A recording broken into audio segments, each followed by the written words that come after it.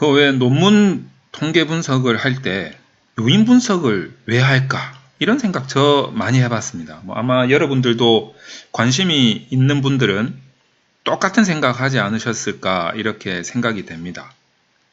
요인 분석 이런 거를 도대체 왜 논문을 쓰면서 왜 해야 하는 것일까? 이런 식으로 이제 궁금증을 많이 가지다 보면 요인 분석에 대해서 계속 공부를 하게 되고 자료를 찾고 실제로 분석을 해보면서 요인 분석이 왜 필요한가에 대해서 조금씩 이제 깨닫게 되는 거죠.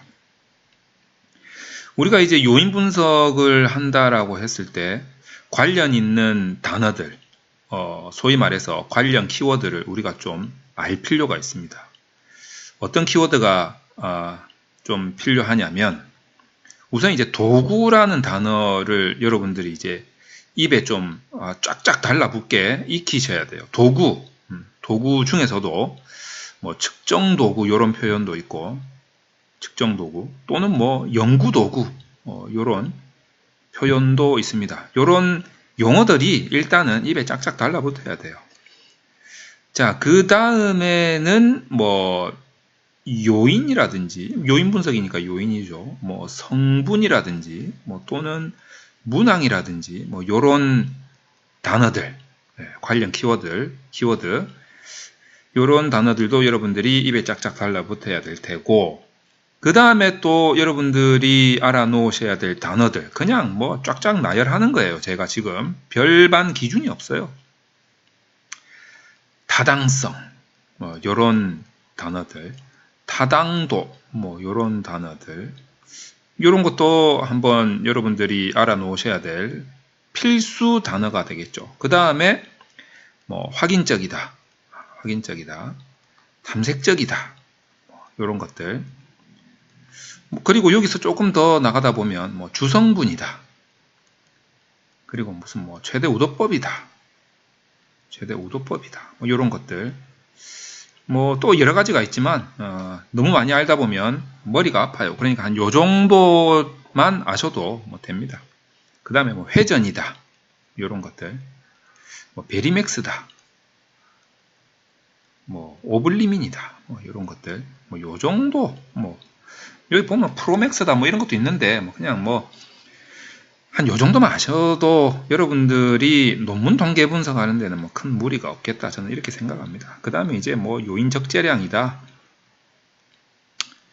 그리고 뭐 고유값이다 고유값은 뭐 아이겐밸류다 요런 영어 표현도 좀 알아놓으시면 좋고요.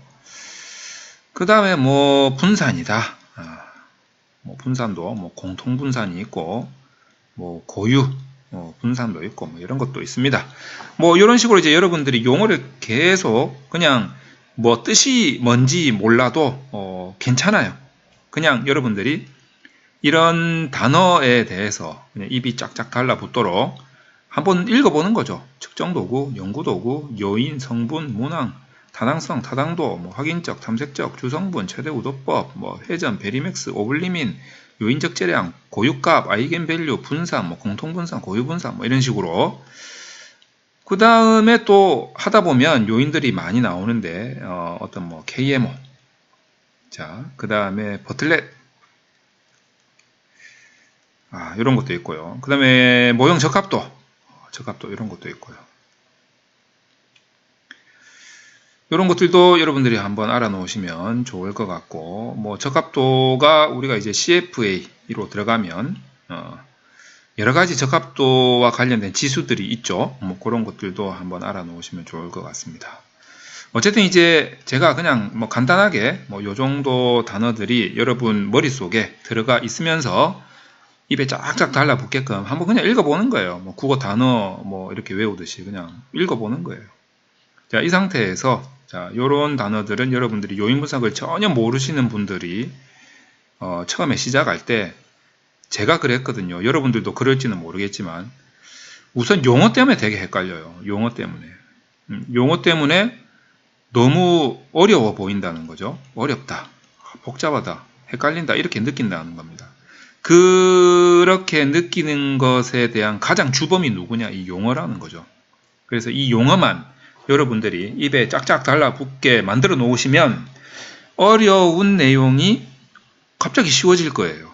저는 그거 뭐 자신합니다. 충분히 그럴 수 있다. 쉬워진다. 이렇게 생각을 합니다. 그래서 용어를 여러분들이 계속 이 단어가 좀 어렵잖아요. 어렵지만 그래도 눈으로 익히고 입으로 계속 말하다 보면 어느샌가 용어가 친숙해집니다. 용어가 친숙해져야만 왠지 내용이 쉬워 보이는 그런 마법의 세계로 빠지게 되는 거죠. 자, 어쨌든 이렇게 복잡한 단어들이 함축되어 있는 요인 분석, 도대체 뭐 때문에 하느냐? 이 부분에 대해서는 우선 앞서 나왔지만 도구라는 게 있습니다. 도구라는 게 있는데 우리가 이거를 다른 말로 그냥 뭐 설문지 이렇게도 표현을 할 수가 있겠죠. 물론 이제 모든 설문지가 도구다. 도구가 곧 설문지다. 이건 아니지만 대부분 논문 통계 분석을 할 때 우리가 사용하는 도구에서 설문지가 많이 나타나고 있습니다. 그래서 이 설문지 안에 내용이 설문 문항으로 구성이 되어 있지 않습니까? 그러면 이 문항들이 아마도 체계가 있을 거다. 그냥 뭐 내키는 대로 그냥 뭐 소위 말해서 꼴리는 대로 물어본다. 이게 아닐 거란 말이죠. 어느 정도의 시스템을 가지고 있을 거다. 그 시스템, 그 체계가 모아진 것이 바로 도구다. 이렇게 생각을 하시면 되겠습니다. 그러면 왜 도구는 이런 체계를 가지고 있을까? 이 부분에 대해서 우리가 생각을 좀 해봐야 됩니다. 자, 도구가 체계를 가진다? 어떤 체계를 가질까? 도구가 이 체계를 가지는 게 어떤 그 하이어라키컬?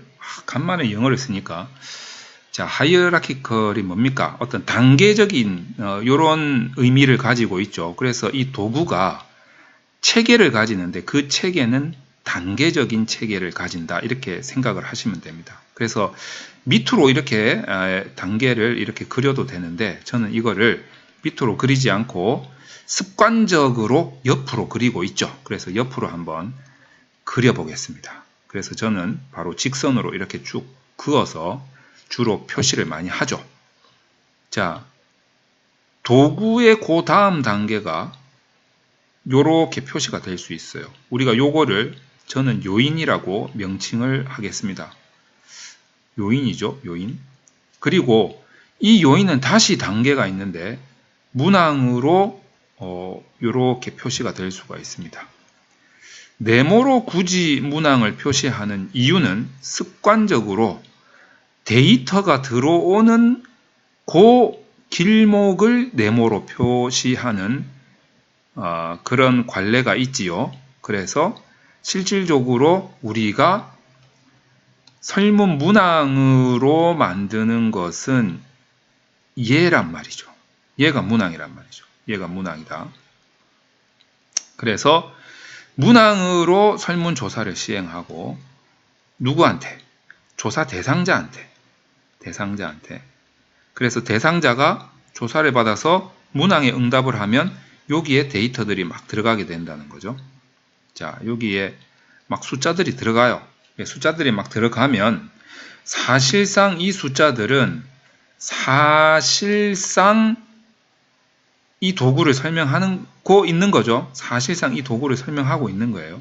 요거를 그림으로 한번 제가 그려보겠습니다. 그림으로 그린다면 자, 요렇게 이제 박스가 있는데 박스가 여기 있어요. 이 도구를 중간에다가 요렇게 한번 놔 보겠습니다. 도구를 중간에다가 놔 보죠. 그러면 이 문항들이 이 도구에서 좀 멀면은 점이 여기 찍힐 거고 가까우면 점이 여기 찍힐 거고 이렇게 되겠죠. 이 문항 1, 2, 3, 4 지금 몇 개입니까? 1, 2, 3, 4, 5, 6, 7, 8, 9 하나, 둘, 셋, 넷, 다섯, 여섯, 일곱, 여덟, 자, 끄트머리 9 이렇게 찍혔다 이거죠. 자, 이렇게 찍혀 있으면 요 거리가 개별적으로 본다면 요 거리, 그리고 요 거리들이 하나하나 개별적으로 본다면 상당히 멀어요. 상당히 이 먼 것들이 있단 말이에요. 자, 이 좀 뭐 가까운 것도 있지만 먼 것도 있단 말이에요. 우리가 이제 요거를 다른 말로 좀 우아하게 표현하자면, 우리가 요거를 다른 말로 이제 뭐 구인 타당성이다 뭐 이런 식으로 이제 표현을 할 수가 있을 텐데, 뭐 굳이 따지자면. 근데 이 거리를 구인 타당도가 이제 낮으면, 이 거리가 길면 모형의 적합도가 낮아질 수 있다는 말이죠. 적합성이 낮아질 수가 있어요. 그러면 이제 타당성이 막 떨어지는 거죠. 자, 그런데 이 적합도를 높이는 방법 중에 얘네들을 이제 묶는 방법이 있어요. 얘네들을 예를 들어서 어떻게 묶어볼까요? 뭐 요렇게 묶는다. 자, 뭐 그리고 요 가까운 것끼리 요렇게 묶는다. 뭐 요렇게 묶는 방법이 있다라고 칩시다. 자, 그러면 얘네들의 중간이 있을 거란 말이에요. 중간이 한 요 정도 되겠죠. 얘네들은 중간이 한 요 정도 되고, 얘네들은 중간이 한 요 정도 되겠죠. 자, 그러면 요 거리가 심플해지면서 동시에 짧아졌어요. 그죠? 그럼 적합성이 올라가겠죠. 타당성이 올라가겠죠. 이렇게 묶는 방식도 있고, 또 한 가지 묶는 방식은 어떻게 묶냐면, 좀 다른 색깔을 좀 써봐야 될 텐데, 어떤 색깔이 있을까요? 요 색깔로 해볼까? 요렇게 한번 묶어 보겠습니다. 자, 요렇게 묶고, 그 다음에 어떻게 묶을까? 그 다음에 요렇게 묶고, 그 다음에 요렇게 한번 묶어 보겠습니다. 요렇게 묶으면 여기에 평균값 여기 있을 거고, 그 다음에 여기에 평균값 여기 있을 거고, 그 다음에 요 삼각형의 평균값 여기 있을 거란 말이죠. 어떻습니까? 더 가까워졌죠. 그러니까 어떻게 묶느냐에 따라서 적합성이 굉장히 높아지고 타당성이 높아질 수가 있다는 거죠. 그러니까 이 도구를 잘 설명한다는 소리예요. 그러니까 뭐 그림으로 이렇게 그렸지만 이 도구에 가까울수록 이 도구를 잘 설명한다, 이런 말이 되겠죠. 따라서 어떻게 묶느냐의 방식이 중요합니다.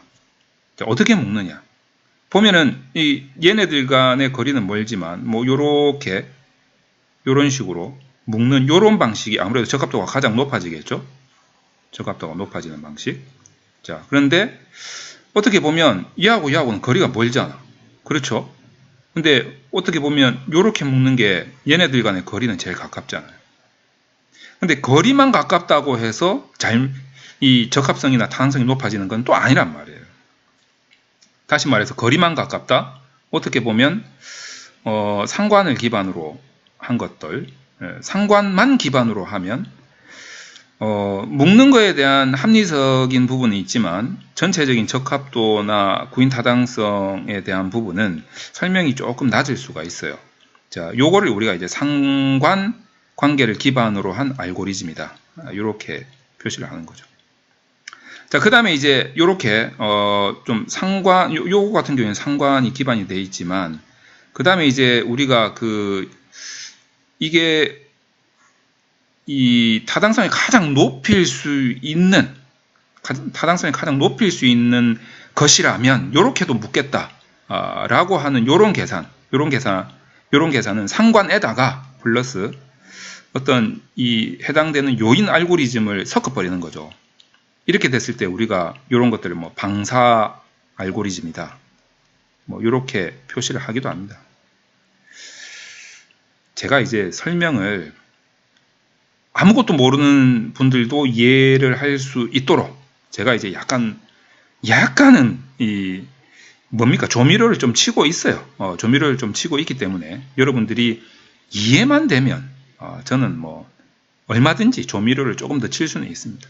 근데 요렇게 하는 게 맞아요. 요런 방식이다. 우리 요인 분석이 요런 로직을 가지고 있다, 이렇게 보시면 됩니다. 그래서 우리가 이제 주로 주성분 분석이다, 요런 것들. 자, 요런 것들이 해당이 되는 거죠. 자, 그래가지고 요인 분석을 하게 되면 적합성이 좋아진다라는 거죠. 요런 한 가지, 내가 이걸 이야기하려고 그랬구나. 요인 분석을 하게 되면 왜 하느냐, 지금 요거죠. 우리 이 강의의 주제가 적합성이 좋아진다, 구인 타당성이 높아진다, 이런 거죠. 첫 번째가. 자, 두 번째는 어떤 게 있냐면, 우리가 이제 보통 이게 왜 이러죠? 우리가 보통 잠시만요. 이게 지금 펜이 안 나오고 있어가지고, 나옵니다, 이제. 자, 펜이 나오게끔 지금 하고 있습니다. 자, 우리가 이제 보통 이 도구를 척도 구성을 할 때, 어떻게 구성을 하냐면,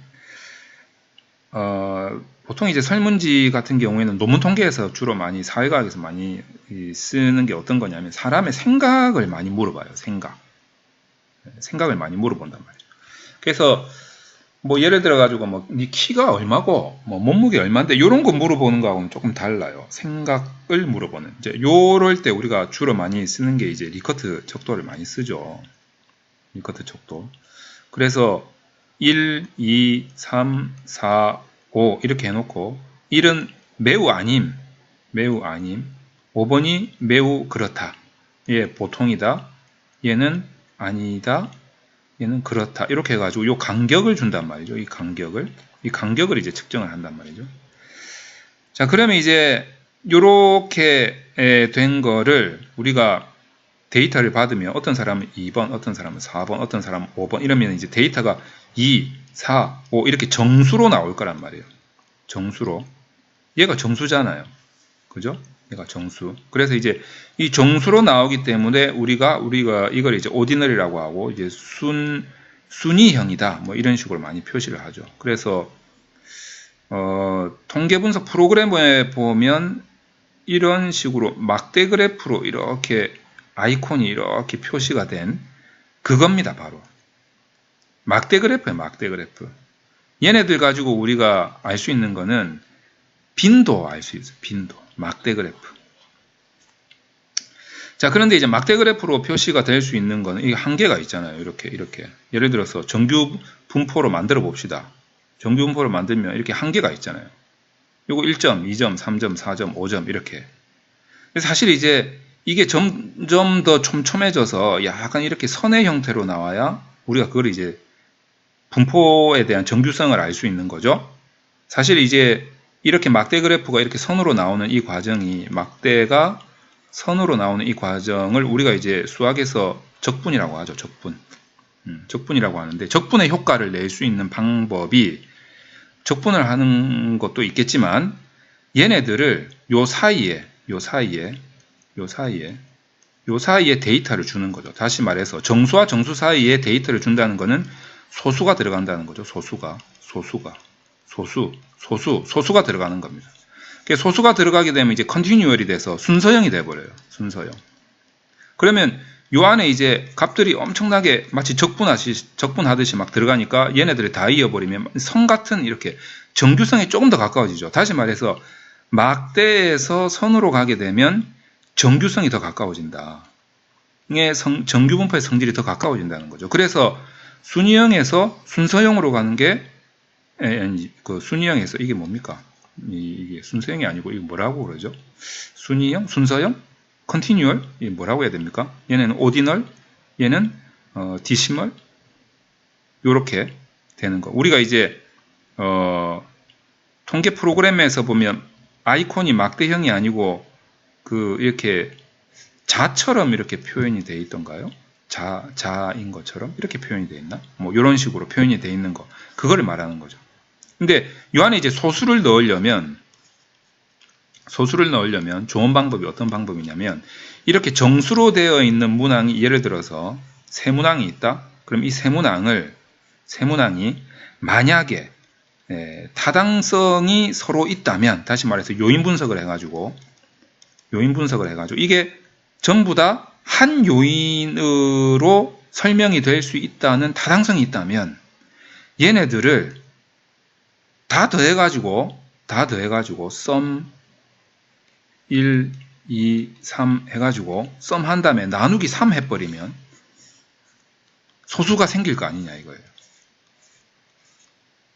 그렇죠. 여기에 대한 이 1, 2, 3의 대표 변수가 하나 만들어지면서 이 소수가 1점에서 5점까지 이제 평균을 냈으니까 소수점이 막 나올 거 아니에요. 그러니까 이제 소수가 컨티뉴얼로 바뀐다는, 이제 그 정수가 소수로 바뀐다는 거죠. 그러면 정규성에 더 가까워진다는 거죠. 정규성에 가까우면 또 뭐가 좋은데, 요거는 이제 다음번에 제가 한번 설명을 드리도록 하겠습니다. 정규성에 가까우면 좋죠. 모집단을 대표할 수 있다. 뭐 이런 느낌이니까. 자, 그래서 요게 이제 두 번째 요인 분석을 하는 두 번째 목적이죠. 대표 변수 만들라고, 소수점 들어간 대표 변수 만들라고. 이렇게 해서 1, 2, 3이 평균화 되는 거죠. 평균화 되어서 대표 변수가 만들어졌죠. 이 대표 변수가 뭔데? 요인이죠. 요인 변수가 만들어졌죠. 그러면 이제 더 이상 1, 2, 3번이라는 문항은 사용하지 않죠. 자, 요걸 이제 앞에 그림에서 다시 보면 요 세 개를 만약에 어떤 알고리즘에 의해서 요인 분석을 해서 타당성이 있다. 구인 타당성이 있다라고 하면 얘네들을 정규성을 더 갖기 위해서, 이제 적합도는 좋아졌을 때고 정규성을 더 갖게 하기 위해서 평균화시켜서 대표 변수, 요인 변수를 만들어주는 거예요. 그럼 얘는 정규성이 조금 더 가까워지겠죠. 그리고 얘는 이제 버리는 거지. 그러면 결국 이 도구는 이렇게 남게 되고 1차원, 2차원이었던 게 1차원으로만 된 거죠. 그래서 요인 분석을 우리가 차원 감소라고 이야기를 한다. 라는 것을 여러분들이 이해하시면 요인 분석을 왜 하는지 알 수가 있을 겁니다.